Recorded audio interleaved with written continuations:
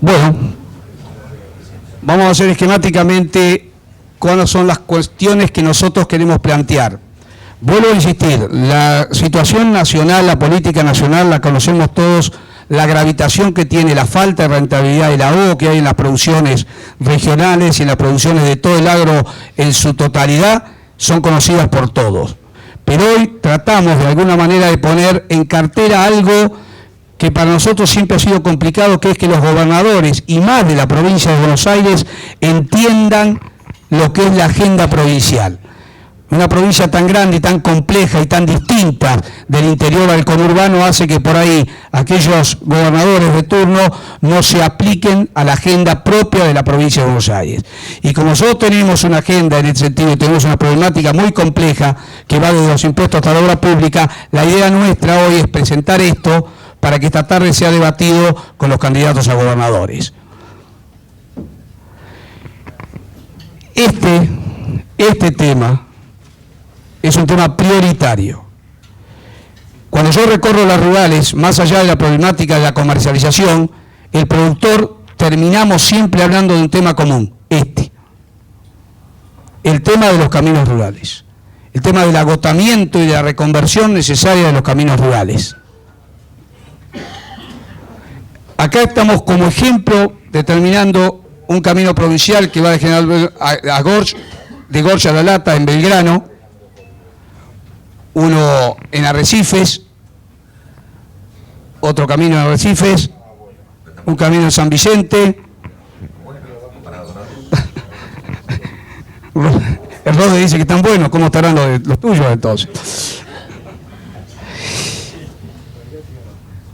Nosotros hemos puesto estos ítems, que es los ítems de la propuesta de Carvajal. En esto va a colaborar conmigo el señor Cittadini, que está a cargo de la comisión de Carvajal respecto de lo que es la cuestión de los caminos rurales.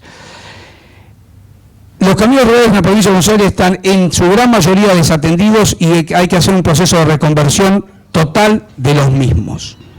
Y el proceso de reconversión de estos caminos no ha sido una problemática que ha tomado en cuenta la provincia, porque la provincia ha derivado el tema como jurisdicción municipal. Y nosotros entendemos que esta problemática excede largamente las cuestiones que hacen la índole municipal. Y necesitamos un involucramiento mayor que es de la provincia de Buenos Aires. Si no hay involucramiento de la provincia de Buenos Aires, los recursos provinciales, los recursos municipales prácticamente van a ser imposibles para hacer un proceso de reconversión, no de mantenimiento. El proceso de mantenimiento lo vamos a ver en el último de los puntos que vamos a tratar sobre este fundamental tema de la provincia de Buenos Aires. Cittadini, haceme un comentario.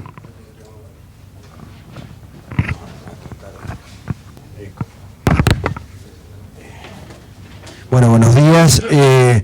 Simplemente desde Carvajal, ya hace más de un año, sobre mediados del año pasado, la mesa ejecutiva trató y vio, como dijo Horacio, una necesidad fundamental en cada una de las rurales o en cada uno de los distritos donde tiene presencia Carvajal. La problemática de los caminos rurales era acuciante. Sobre fin de año pasado vivimos una situación compleja de una inundación marcada pero severa en la mayor parte de la provincia de Buenos Aires y que se acentuó este otoño.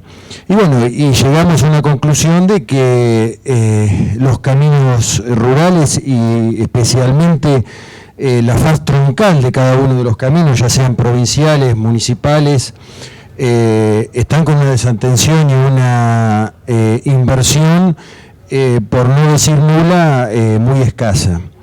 Ante esa necesidad, muchas rurales afiliadas a Carvajal empezaron a hacer otro camino y se vieron sobrepasados porque realmente se trataron de hacer sistemas municipales o distintas formas de involucrarse dentro de la problemática de los caminos rurales, formando distintas situaciones o distintas formas de administrar la red vial municipal.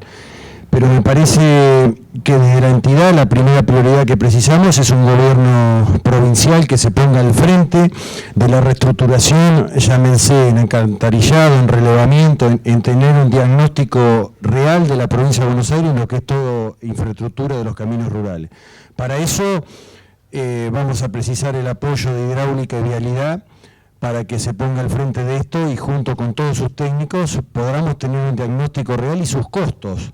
Sabemos que no es fácil reconvertir una red vial y los costos de eso no se lo puede transferir a un municipio porque no está en capacidad financiera de realizar las obras. Entonces el primer paso que estamos convencidos que hay que hacer es lograr un proyecto integral de toda la provincia de Buenos Aires con las diferencias de suelos y de idiosincrasia de cada uno de los habitantes y de los caminos rurales, y en eso lograr un financiamiento internacional a través de distintos órganos. Una vez que se logra ese financiamiento y se pone en marcha un plan integral, ahí sí constituir y tratar de focalizarnos en distintas alternativas para que las entidades rurales y las sociedades rurales, me parece que el camino a seguir es conformar distintos órganos para controlar esos caminos rurales.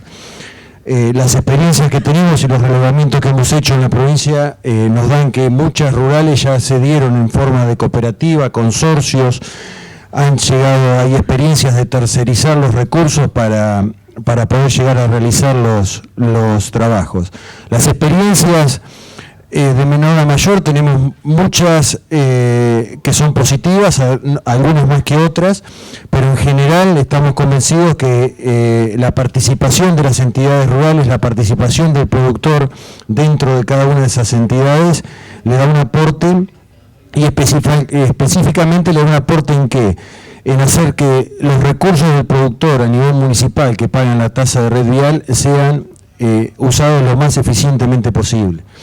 Eso, las experiencias en más de una veintena que tenemos en la provincia de Buenos Aires, vemos que es un paso superador y es una visión de futuro.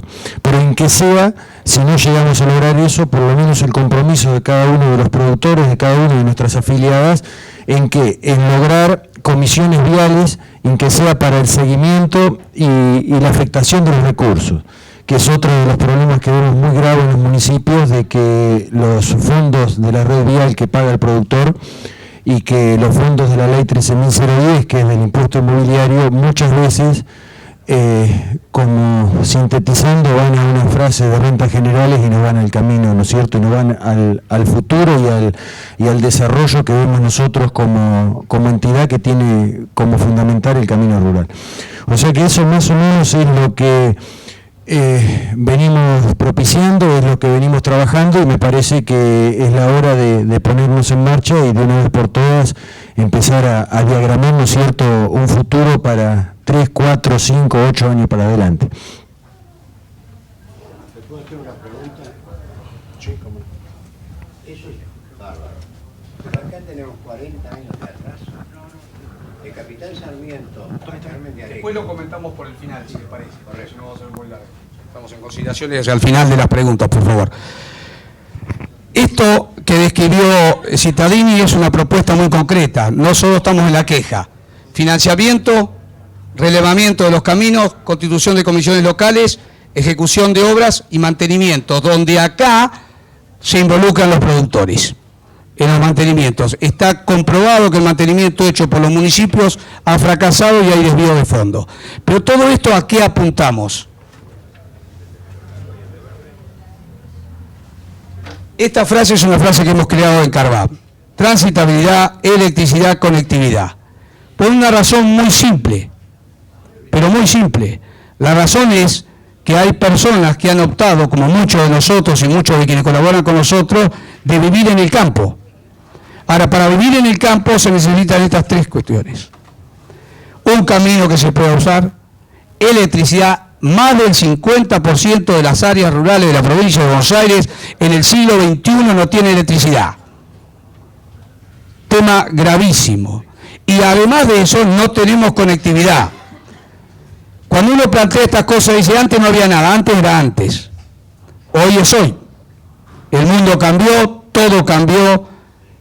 y aquella persona que habita en el ámbito rural no puede tener una discriminación tan grande con el ámbito urbano. O sea, aquella persona que vive hoy por optar vivir en el campo no se puede trasladar. Hay distritos como el mío que hemos pasado por problemas de camino 5 meses sin clase, no pueden mandar a sus hijos al colegio, no tienen algunos distritos más del 50% de producción de electricidad y no tiene conectividad. No puede trabajar y vive de otra manera. Vive aislado, vive de alguna manera, hasta hoy en día casi en una situación inhóspita. Entonces, en ese sentido, la idea muy clara es terminar con la discriminación entre lo que es el área rural y el área urbana. Darle habitabilidad. No lo hacemos solamente por el mero hecho de la producción. Lo hacemos para darle habitabilidad a la persona que quiere trabajar en el campo.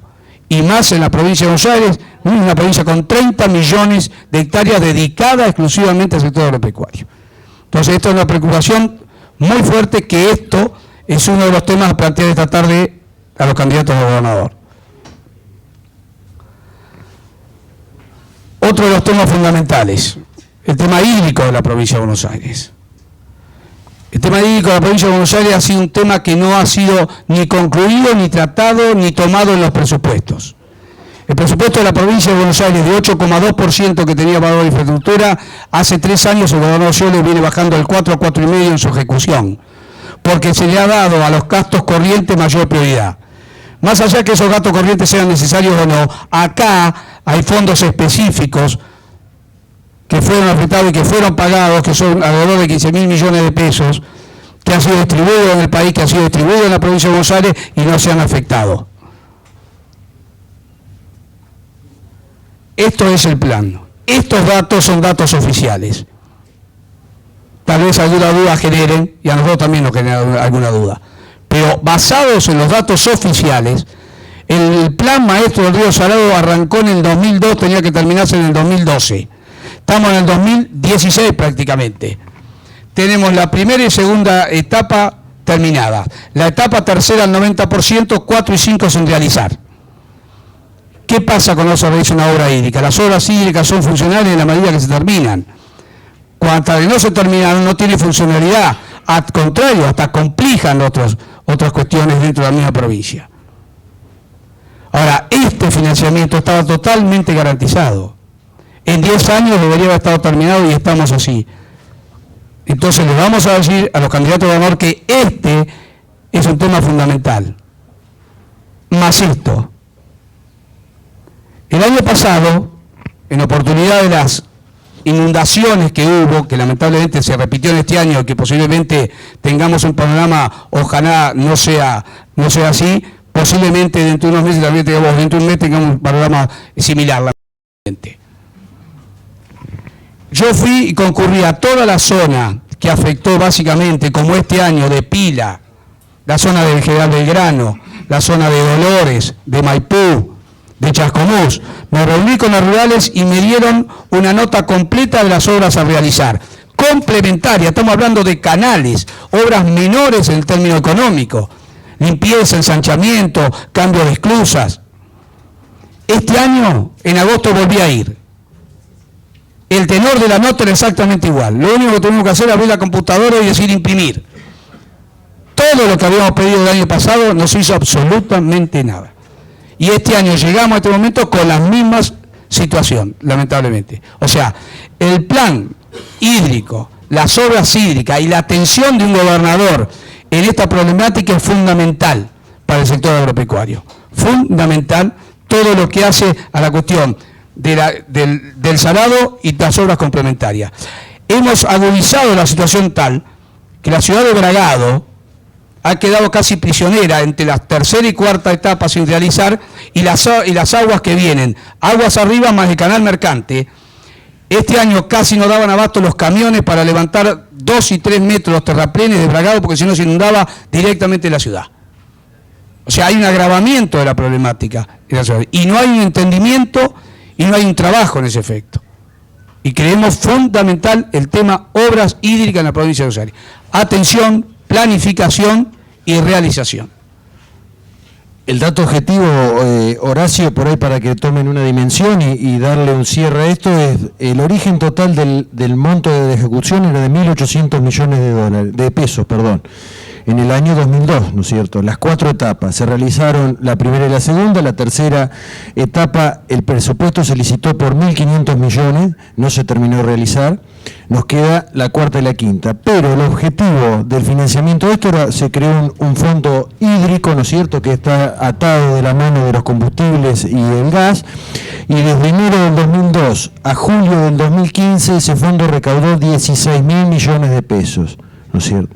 Y junto con ese fondo fue creado por decreto, el decreto 1485 del 2003, que creó un consejo auditor, ¿no es cierto?, para seguir el seguimiento de estas obras. Y bueno, y ese consejo auditor del año 2009 que no se reúne.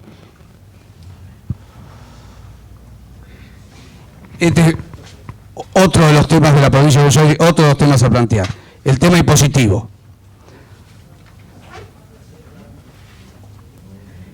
Este tributo fue creado en la administración Scioli. Este tributo tiene 3 años de antigüedad, fue creado después del 2012 el decreto del señor gobernador, en el cual revaluó las parcelas rurales en más de 1.500, 1.600% en determinados lugares.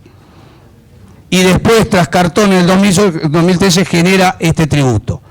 Este tributo tiene estas características. Acá tenemos un ejemplo de los carteles de los amigos de Las Flores. Han inventado la idea de lo que se denomina cuitificación, o sea, a través de un quit se determina cuántos bienes tiene una persona en la provincia de Buenos Aires. Toman sus parcelas rurales y después que se pagó el impuesto, se las junta, se las cambia de escala y se le cobra la diferencia. Ahora, esta cuitificación y este cambio que se ha hecho, ustedes me dicen, es un principio de equidad, nos dijo la ministra de Economía. Y las pruebas estas están determinando claramente que la inequidad que tiene y no la equidad. Este es un productor de 170 hectáreas por un lado, 120 más 40, 330 hectáreas. Pagaba individualmente cada uno aquellos valores. Cuando lo juntaron, ¿qué hicieron? El impuesto inmobiliario es un impuesto que se toma en términos monetarios y se le coloca una alícuota. Cuanto más valor, más alícuota. Entonces, al juntar esto en 330 hectáreas, ¿dónde fue a parar? La alícuota máxima. Este productor de 330 hectáreas, el impuesto le subió el 80%. Este productor, que ya era un productor grande, le juntan las partidas, tienen 1.600 hectáreas, le subió el 16%. ¿Por qué?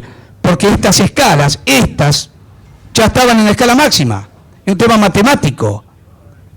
Entonces no hay equidad, hay las ganas de recaudar. El criterio de equidad no existe. Un productor beneficiario del anterior, 80% lo mete. A este productor, 16%. Uno con 330 hectáreas y el otro con 1.600. Y así podemos determinar otras situaciones como el partido de Pergamino. Un productor de 155, pequeñas chacras cerca de Pergamino están tomadas, 80%. Un productor de Pergamino con 80 hectáreas, lo cual en esa zona es una persona de una capacidad productiva muy alta, 11%.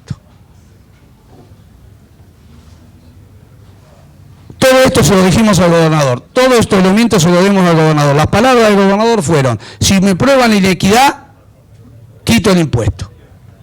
La inequidad fue probada, el impuesto no fue quitado. Esto es un tema también de charlas hoy con los gobernadores.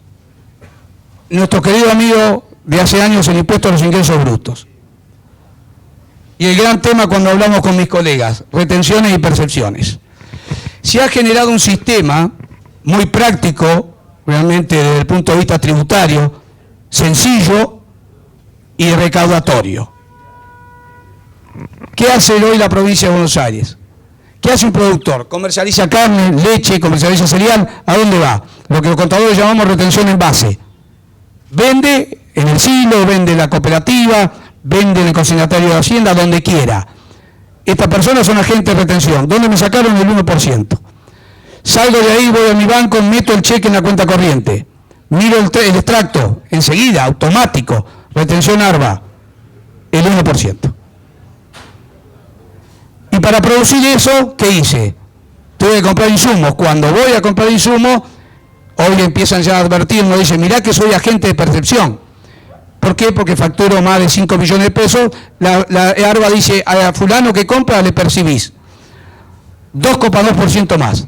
Resulta que me hicieron un combo de 4,20% por una operación. Y el 4,20% de esa operación es más que la ganancia seguramente del productor. Pero aparte de esto, como yo lo único que tenía que pagar era el 1%, que es la actividad en la cual estoy grabado, me generan saldos a favor inutilizables. Porque la provincia de Buenos Aires no actúa como el gobierno, como la ley de ganancias, ni el sector ni el sistema FIP, que uno compensa saldos a favor de retenciones. En la provincia de Buenos Aires uno va generando saldos a favor de ingreso bruto. ¿En qué lo pueden ser? En nada. Absolutamente en nada. Usted paga el inmobiliario por otro lado, paga patente por otro lado, paga el inmobiliarios rurales, urbanos por otro lado. Nada se compensa en la provincia de Buenos Aires. Y los productores estamos cansados de tener saldos a favor inutilizables. Lo que proponemos nosotros, una cuenta corriente tributaria y la generación de libre disponibilidad para aplicación impositiva. Muy simple. Lo que me sobra, si me lo siguen reteniendo, me lo tienen que dejar imputar a otro impuesto. Patentes, inmobiliario urbano, el que fuere. Sellos si fuere. O sea, una cuenta tributaria. Si yo tengo un saldo a favor que de origen que me sacaron cuando vendí, tengo que tener la disponibilidad de poder comenzar con otro impuesto. Porque si yo le debo a la provincia el impuesto, la provincia me debe a mí la devolución. Entonces, claramente, ¿qué le pido? Déjenme compensar. Si va a seguir reteniendo. Lo mejor sería no retener. Pero es un sistema perverso que se ha utilizado y es, vamos a ser claros, el eje vertebral, ¿no es cierto?, el eje de la recaudación hoy de la provincia de Buenos Aires, el nivel de retenciones que son abismales y nos genera que el sector ponga el dinero todos los tiempos. Este es un tema que también se generó en la administración Scioli, no lo tiene ninguna provincia del país, esto fue derogado hace muchos años, porque lo único que se ganó con este impuesto que existió era que todas las transferencias de bienes y todas las sucesiones no se terminaban nunca. Por eso aparecen las SRL, la sociedad comandita, las sociedades de hecho, porque las personas que no podían terminar de hacer sus sucesiones lo hacían, seguían trabajando a través de sociedades o sociedades de hecho. Hijos de fulano, sucesión de fulano, todo eso fue creado porque este impuesto no permitía la traslación de los bienes, porque hay que pagarlo cuando se hace la sucesión o cuando se hace cualquier donación o cualquier transferencia de bienes. No existe un impuesto en ningún lugar del mundo. Y lo peor es que por tener domicilio en la provincia de Buenos Aires afecta todos los bienes que tuviera el habitante en el mundo. Entonces lo que está logrando es una recaudación ínfima y está complicando toda la trasladación de dominios. Entonces nosotros entendemos que este impuesto debe ser derogado. No hay equidad, no hay nada que lo justifique. El mundo lo ha superado a este tributo, que existió, y la Argentina también lo ha superado, y tenemos un impuesto que no debe ser considerado, no debe estar puesto en aplicación. Este temita es el tema del 2012. Todos acá conocemos que cuando se revalúan los bienes se hacía una comisión local, y la comisión local operaban todos los actores, inclusive las inmobiliarias que tenían que ver con lo que es la evaluación fiscal de las parcelas. O sea, estábamos todos involucrados y todos los que sabían. Esto se modificó en el 2012, se volvió atrás, se sacó las comisiones locales y lamentablemente, el gobernador hizo algo que nunca debe haber hecho un gobernador, que es firmar por decreto un revalúo. Porque este tema fue en la Cámara de Senadores aprobado, pero en la Cámara de Diputados la mitad decía que sí y la mitad decía que no. Que fue una famosa movilización por parte de la entidad agropecuaria y básicamente de Carvap. Y si una Cámara Legislativa, los representantes del pueblo dicen que no, es no. Scioli le dijo sí y hizo un decreto. Y nos metió un revalúo de 1.500% en algunos lugares. Inequitativo totalmente. Las peores tierras de la provincia de Buenos Aires tienen la misma evaluación que las mejores tierras del núcleo sojero. Entonces, sobre esto vamos a hablar con los candidatos y le vamos a decir nunca más un decreto por revalúo, un aumento por revalúo, volvamos a las comisiones locales donde de alguna manera podemos opinar todo y creamos un ámbito donde empieza la razonabilidad. Este revalúo fue hecho exclusivamente por criterios de índole inmobiliaria. Y nosotros la tierra tenemos para explotarla, no para venderla. Yo lo discutí con la ministra y le dije, lo que vale la tierra, me dijo, vamos a hacer una cosa. Le digo, vamos a poner en los 30 millones de hectáreas que tiene la provincia de Buenos Aires, la ponemos en venta mañana. ¿Cuánto vale la tierra? Nada. Absolutamente nada. ¿Por qué? Porque no hay oferta y no hay demanda para 30 millones de hectáreas. Entonces, si el negocio fuera para nosotros vender, tendríamos que vender todos 30 millones de hectáreas. Y en términos económicos, ¿cuánto vale la tierra? Nada. Entonces le digo a la ministra, ¿ves que la tierra no vale nada? La tierra vale para producir, no para venderla. Si nos dedicamos todos a vender, como sostenían, porque el impuesto estaba atado a la venta o el valor de la tierra, o supuesto valor de la tierra. Hoy no hay operación comercial, no hay un valor comercial de la tierra. Hoy, en la provincia de Buenos Aires, no existe el valor comercial de la tierra, porque no hay operaciones. Entonces, esto no tiene asidero. El asidero de un revalúo está dado en la capacidad productiva, no en la capacidad de venta o en el valor que te pueda llegar a tener. Es muy distinto a lo que son lo que es urbano, totalmente distinto. Sobre esta ley le vamos a pedir una pequeña intervención al señor Bernardinelli, que es el presidente de la Sociedad Rural de Torkins. La ley del sudeste es una ley especial creada por el sudoeste de la provincia de Buenos Aires y claramente creada para el sector que produce más del 50% del trigo del país. Cuestión que le hemos planteado en su momento al gobernador Scioli para que haya una defensa de esta situación y realmente nunca hemos logrado que esto se dé a nivel nacional.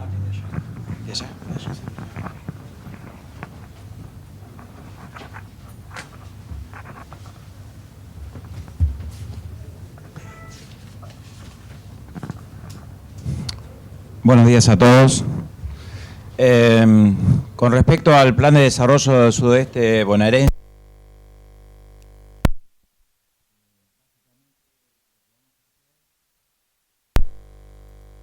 generales, un poco cómo fue creada la ley y el lugar donde abarca la misma, con sus supuestos beneficios. Acá tenemos el sur de la provincia de Buenos Aires, con los 12 distritos, Patagones, Villarino, Bahía Blanca, Coronel Rosales, Coronel Dorrego, Coronel Pringles, Torqui, Puan, Saavedra, Coronel Suárez, Guaminí y Adolfo Alsina.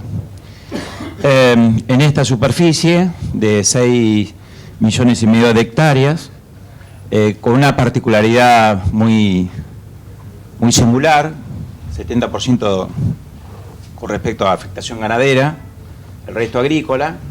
Y este es un censo del más o menos del 2010, donde se evaluaban que habían 7.500 empresas agropecuarias. Estimamos que hoy no llegaremos a las 7.000.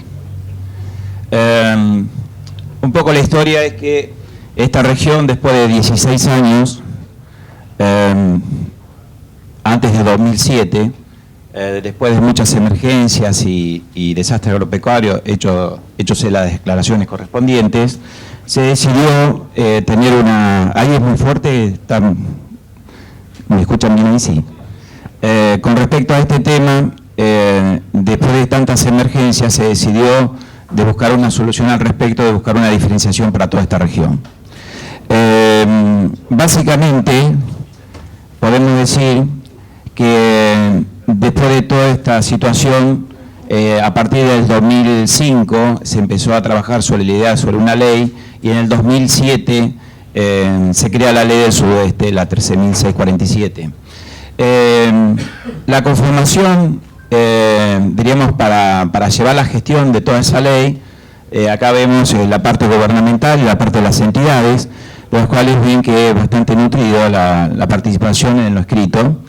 Y bueno, realmente acá aparecemos como CARVAP en la parte de entidades, de las cuales ha tenido una presencia activa en todos estos años. La siguiente. Bueno, más o menos el funcionamiento de lo que debería ser todo lo que es la gestión para llevar adelante las propuestas, que básicamente se estarían dando por lograr una diferenciación en lo crediticio, en el positivo, para toda esta región que excede al sector agropecuario, incluso hasta para los habitantes urbanos.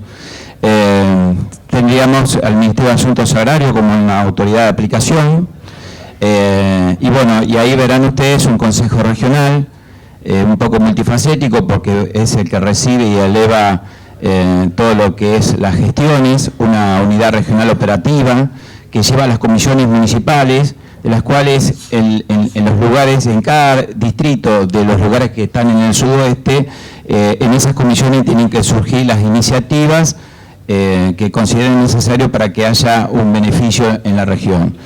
Los subconsejos regionales, en la imagen anterior, donde estaba la parte geográfica, había 4 subregiones.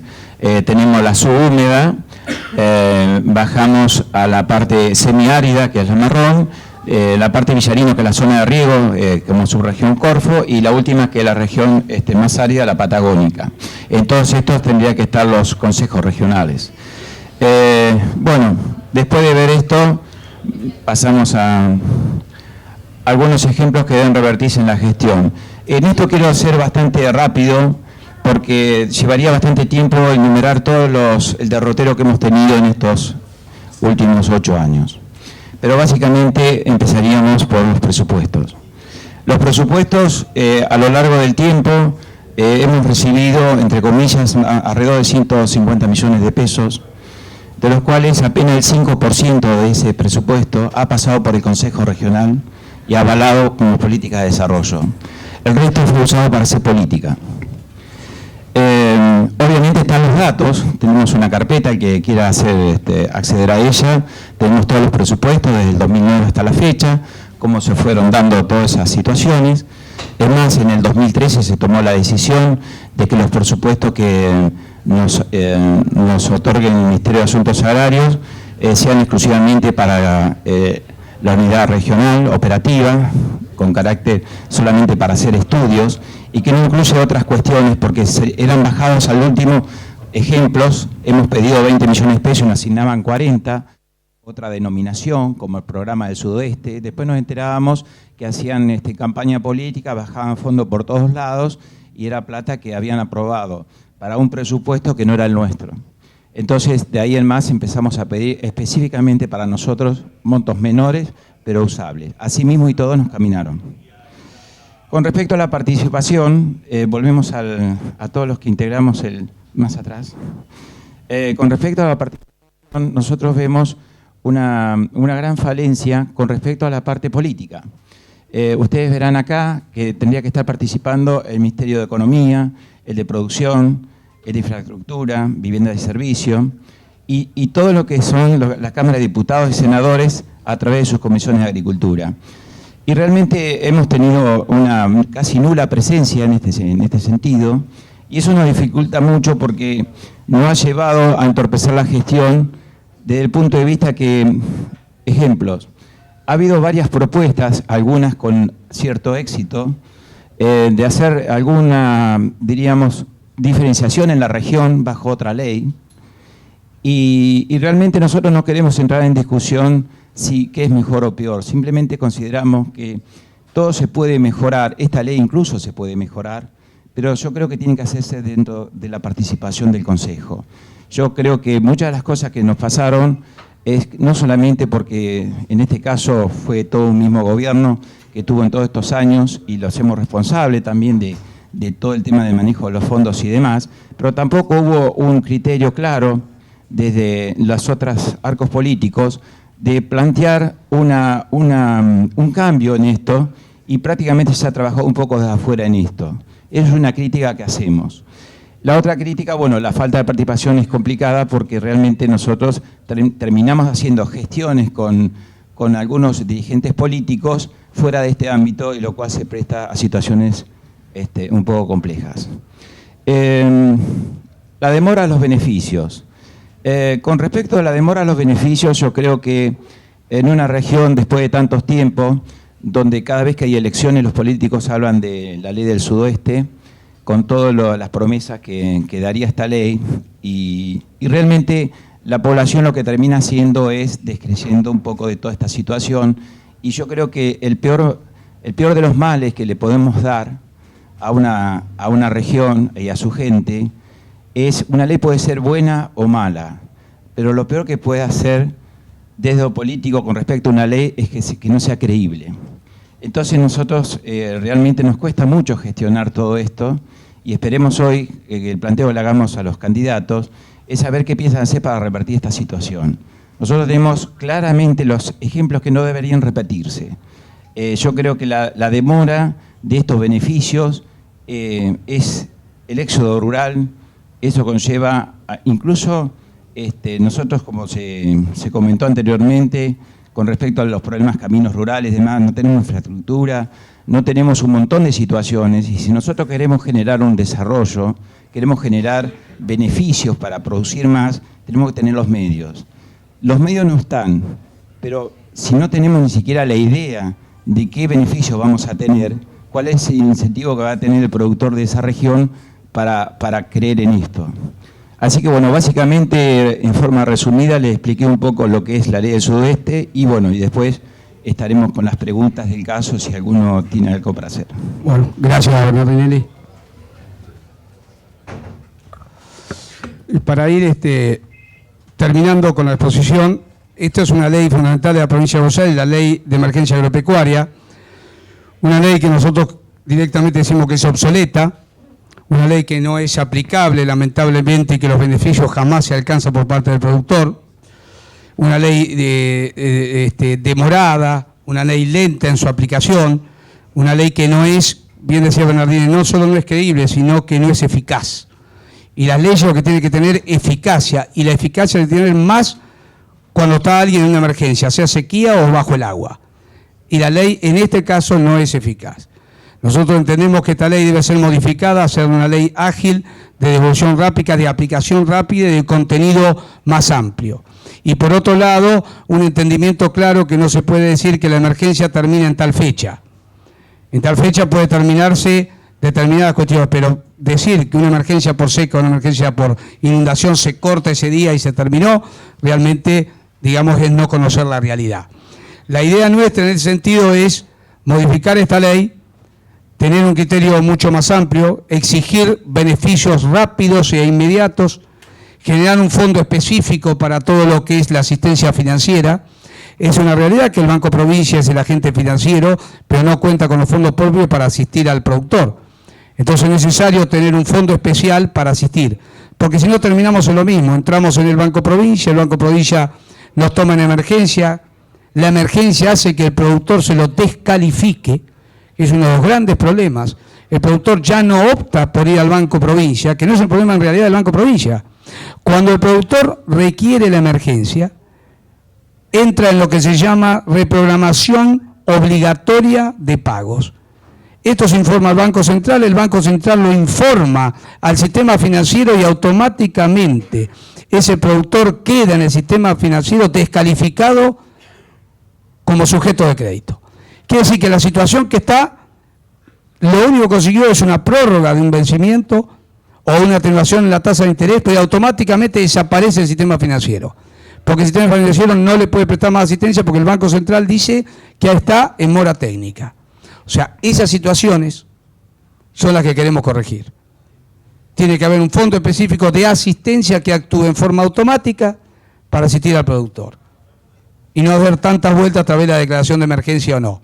Y por otro lado, el tema de impuestos, que es impuestos provinciales, que ARBA ahora ha sacado la modalidad de la foto satelital, que no sabemos cómo lo va a implementar, demora en la aplicación, demora en salir los decretos, demora en salir las resoluciones, le aplican el 30% de descuento, el 40% de descuento, depende de la zona afectada, es todo totalmente complejo. Tiene que ser mucho más rápida de ahí y determinar claramente que la persona que tuvo una emergencia automáticamente no paga el tributo, no es que se posterga, porque postergar es vincularlo hacia adelante, donde la emergencia todavía no terminó y está en la secuela de la emergencia. Entonces, debería haber una eliminación del tributo ni apenas declaración de emergencia o desastre por parte del productor. Y en otro orden de cuestiones respecto de la ley de emergencia, está lo que hace al ámbito nacional.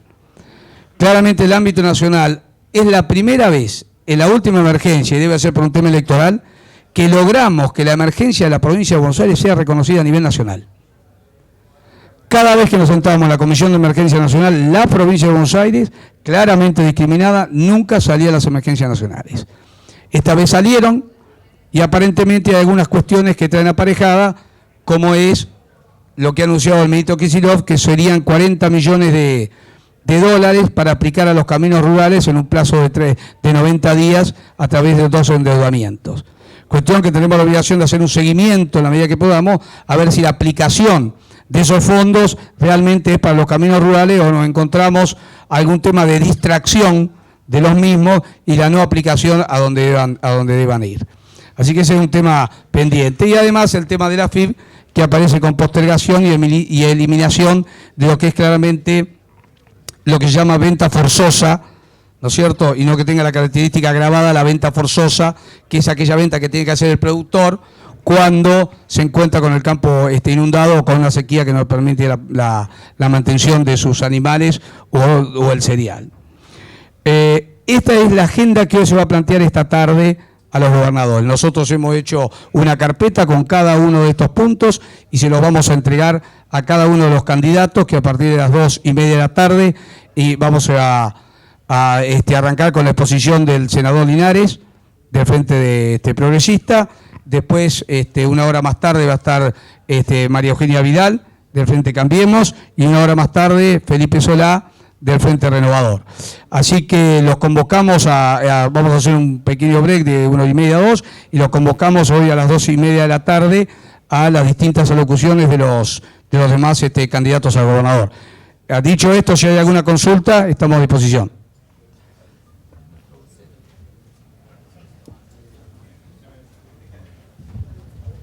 Acá está el señor y acá sí. Un segundo. Gracias. ¿Se oye? Sí, Juan Carlos Basso, de la Fundación Barbechando. Con relación a la ausencia de los candidatos Pitrola y Fernández, y en especial de este último, la pregunta es si ellos ofrecieron algún reemplazo y si en caso que se hizo, ¿cuál fue la actitud de Carvap? No, la nota que se leyó en ningún momento ofrece un reemplazo por parte de Fernández y en las excusas dadas por el señor Pitrola tampoco han puesto a disposición un reemplazante. Acá. ¿Para qué estaba el señor adelante? Yo quisiera hacer notar dos cosas. Una es una anécdota para que sepamos qué nos toca tocar. En el año 97 tuvimos una enorme inundación en la provincia de Buenos Aires. Estaba de gobernador un gobernador que a su vez hoy va a estar sentado acá. Juan Carlos Cisneros me pidió que hablara con él porque la emergencia no salía y el año se iba pasando. Felipe me recibió muy bien en su casa, me dijo, Vasco, en cualquier momento sale, ya lo tengo todo preparado. Como pasaron 15 días y no salía la emergencia, y tuvimos la suerte de hacer una cena en el Automóvil Club, Cisneros me volvió a pedir que lo tocara al gobernador para decirle qué era lo que iba a pasar. Quédate tranquilo que el martes sale. El martes salió, pero salió en agosto. Tuvimos que pagar los 2 primeros vencimientos del año con multa porque no los reconoció y la emergencia fue a partir de agosto de ese año en adelante. Evidentemente la memoria y las cualidades de los políticos argentinos son como los de los vendedores de autos usados. Son todos unos mentirosos. Esa es la primera anécdota. Y la segunda anécdota está referido a la cantidad de lugares donde la provincia de Buenos Aires tiene caminos que nunca se hicieron. De Capitán Sarmiento a Carmen de Areco se licitó 3 veces la construcción de un camino que nunca se hizo. De la Luisa a la Ruta 55 se tomaron todas las medidas. Todavía el Aras de Pueyrredón está con las anotaciones y está dibujado, nunca se hizo. En el oeste apareció un día uno de los grandes genios de la provincia, y estableció que la Ruta 70 nos aumentaba a todos el valor del campo. La Ruta 70 jamás se hizo y tuvieron que reconocerle ante la cantidad de cosas que se le fueron encima, porque ni siquiera se abrieron nunca los alambrados. Y si no fuera suficiente eso, tenemos el caso de la Ruta 7, que teóricamente tendría que pasar por Arenaza, tendría que pasar por Carlos Tejedor, Cerrito, y así sucesivamente hasta llegar. Eso nunca se hizo y todos esos pueblos están muertos gracias a los gobiernos que conseguimos. Bueno, Roberto ha hecho dos anécdotas que pintan lo que ha sido el derrotero de la provincia de Buenos Aires estos años, ¿no? Para eso estamos hoy, para tratar de convencer a quienes van a gobernar la provincia de Buenos Aires de todas las cosas que hay que cambiar. Le agradezco su aporte. ¿Alguna otra consulta? No tengo más pedido. Acá el señor, acá adelante. Sí, presidente, usted hace un rato hizo un comentario sobre la situación hídrica de la provincia de Buenos Aires y refirió el episodio de Bragado. Yo creo que estos más de 20 años que han pasado desde que se elaboró el Plan Maestro, o han ocurrido circunstancias muy importantes en el cambio climático. Los promedios de lluvia han variado sustancialmente. Regiones que tenían medias de 700 a 800 han pasado a tener 1100 a 1200 metros.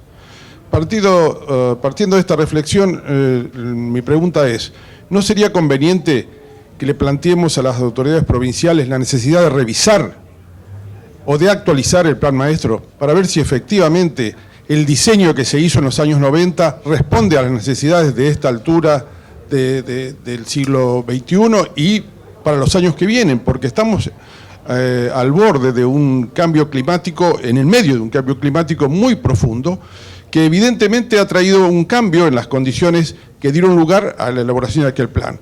En síntesis, entonces, la sugerencia es plantearle a las autoridades, junto con el reclamo de la ejecución de las obras que faltan, una revisión técnica de los alcances del plan para ver si efectivamente va a dar respuesta a las necesidades que tiene la provincia en materia hídrica. Gracias. Totalmente de acuerdo, realmente es así. En realidad hay que hacer una revisión y hay que hacer un plan mucho más integral que el de la cuenca del Salado. En realidad la integralidad del plan está dado en otras cuencas que no solamente la del Salado y que no tienen un estudio tan profundo como este. Entonces hace necesaria que para integrar de alguna manera el drenaje de agua en la provincia de Buenos Aires, integrar las otras cuencas y para que actúen en forma conjunta. Lo que usted dice es totalmente razonable y está dentro de la propuesta que nosotros le vamos a pedir a los futuros, a quien fuera futuro gobernador de la provincia de Buenos Aires. Pero es un tema en carpeta para presentarlo hoy y el 11 de diciembre claramente a quien resulte electo. Son temas que están acuciando a la producción. Digamos, hay una situación sumamente compleja. La producción de la provincia de Buenos Aires perdió el año pasado 1.400 millones de pesos. Y en esta inundación estamos perdiendo 1.200 millones de pesos. ¿Cómo está medido? Básicamente más del 90% de la pérdida está hecho del sector privado. La demás está medido de acuerdo a alguna obra pública, como puede ser algún puente que se haya caído o alguna alcantarilla que se haya roto. Pero de 2.400 a 2.200 lo banca el sector privado. Entonces son situaciones que no nos podemos dar el lujo en la provincia de Buenos Aires que se vuelvan a repetir. Lobería. Lobería. Sí, yo estoy en Lobería. En el 2001 nos inundamos y el año pasado también. Y recorriendo los arroyos, hemos visto que no es el cambio climático, es la desidia del gobierno, la desidia del Estado. Hay canales prácticamente que nunca se canalizaron, completamente sucios. Las intervenciones del Estado para no dejar canalizar. Estamos al lado de dos arroyos, al lado del mar y al lado del río Quequén, y estamos en zonas que se inundan cuando nunca se inundaron. Y revisándolos es que nunca se hicieron obras. Las obras estamos haciendo con socios particulares y el Estado es el que nos pone trabas casi siempre. Señora. Correcto, es así, nosotros le damos una importancia vital, inclusive hay una comisión de agua creada en Carvalho del Efecto, que la preside en este momento el doctor Hugo Rossi, que ha hecho un trabajo muy exhaustivo de relevamiento de datos, de relevamiento de las cuestiones del Plan Maestro de Salado y todas las cuencas menores. Así que estamos, y vos sabés perfectamente, atrás del tema, haciendo un seguimiento y lo vamos a seguir haciendo, seguramente. Sí, ¿qué tal? Buenos días a todos. Mi nombre es Diego Ramírez. Quería saber si tienen estimado en una eventual nueva ley de emergencia en la provincia de Buenos Aires, ¿qué monto requeriría el fondo para esa ley, en primer término? Y en segundo lugar, en las últimas inundaciones se habló mucho del tema de los canales clandestinos, como una de las posibles causas, no la más importante quizá, pero una cosa que contribuye a empeorar la situación. Quería saber si esto está magnificado, si dentro del ámbito de Carpap es un tema de discusión, si preocupa o cómo lo ven ustedes. ¿Cuál tema? Discúlpeme. El de los canales clandestinos. Correcto. En primer lugar, el Fondo de Emergencia Nacional son 500 millones de pesos, que fueron repetidos durante años y de muy poquito uso. Prácticamente estarían con telas de araña, pero realmente se ha usado muy poco ese dinero. Recién este año se ha puesto a disposición, que el ministro Casamiquela hizo inclusive una gira por la provincia de Buenos Aires con distintos intendentes, en los cuales empezó a utilizar el fondo. Nosotros estimamos un fondo de la provincia de Buenos Aires de alrededor de los 200 millones de pesos, rotativos, ¿no es cierto?, de acuerdo al uso, porque en realidad la asistencia que nosotros pretendemos es una asistencia a fondo perdido. Digamos que este fondo no podía ser realimentado nuevamente con devoluciones, sino que tendría que volver a ser generado nuevamente. Por otro lado, el tema de los canales clandestinos, nosotros desde del 2006 o 2007 somos coautores con Hidráulica de la provincia de Buenos Aires, una resolución en la cual se castiga a quien haga un canal clandestino. Y en realidad Carpap fue una de las entidades precursoras de esas cuestiones en el conocimiento claro que un canal clandestino puede afectar no solo a las áreas urbanas, sino también a las mismas áreas rurales. Ahora, el problema es que para que determinar un canal clandestino hay que ver primero cuál es el origen. Hay canales que son necesarios y que se realizan, se los denomina clandestinos porque no están habilitados o no están reconocidos por Hidráulica. Ahora, yo le garantizo que el reconocimiento por parte de Hidráulica es totalmente complejo. Primero por una cuestión de orden práctico, no tienen ni elementos para transportarse. La mayoría de los reclamos cuando se hace hidráulica hay que ir con la camioneta de uno para llevarlo al ingeniero a ver el canal. Segundo, los trámites son larguísimos y si me permite hay un tema que infiero de falta de toma de posición. ¿Qué quiero decir con esto? Nunca termina el expediente porque es como si Hidráulica no quisiera pagar el costo supuesto de que haya un error en ese tipo de canal. Entonces los expedientes quedan y mientras no están autorizados el problema no es de Hidráulica. O sea, el estudio técnico terminan dudando de si el mismo sirve o no sirve y entonces complican porque cortan el expediente y no habilitan. Por otro lado, un canal clandestino no se hace a pico y a pala, ni de noche. Un canal clandestino se hace a la luz del día con máquinas de gran porte donde cualquier inspector o cualquier ente de la provincia de Buenos Aires a cargo de esto lo puede ver. Entonces, si hay canales clandestinos, seguramente también hay una complejidad una complicidad en el Estado en la idea de no, digamos, inspeccionar y por otro lado no autorizar. Y además de esto, también se produce una cantidad de problemas que son canales que utilizan las municipalidades en obras periurbanas, que se llama, o sea, alrededor de los pueblos. La mayoría de las obras periurbanas que tienen manejo de agua tampoco están habilitadas por Hidráulica. Y sin embargo el municipio la realiza igual. Entonces hay todo un tema muy complejo, un entramado que por supuesto hay que perseguir el canal clandestino. Pero hay canales que se deben hacer. Pero a Hidráulica tiene que atender, digamos, para lo que fue creada. Y lamentablemente Hidráulica hoy en la provincia de Buenos Aires ha quedado una zona gris entre lo que es la autoridad del agua y el Ministerio de Infraestructura, y en esa zona gris no se hace nada. Entonces nosotros entendemos que hay que reforzar la zona hidráulica, hay que contratar ingenieros y hay que tener inspección de lo mismo, como en el tema de las rutas. Nosotros no solo estamos pidiendo que se hagan las rutas nuevas, sino estamos pidiendo que se utilicen balanzas móviles, porque también sabemos que la sobrecarga de las mismas destruye los caminos. Y nosotros pasamos por esos caminos y lleva la vida a muchas personas en esos caminos. Entonces, en ese sentido, creo que hay una falta de presencia del Estado en lo que es inspección y en lo que es tomar el toro por las astas y ver si un canal debe o no ser habilitado. Bueno, nos vemos a las 2:30. Muchas gracias, muy amables.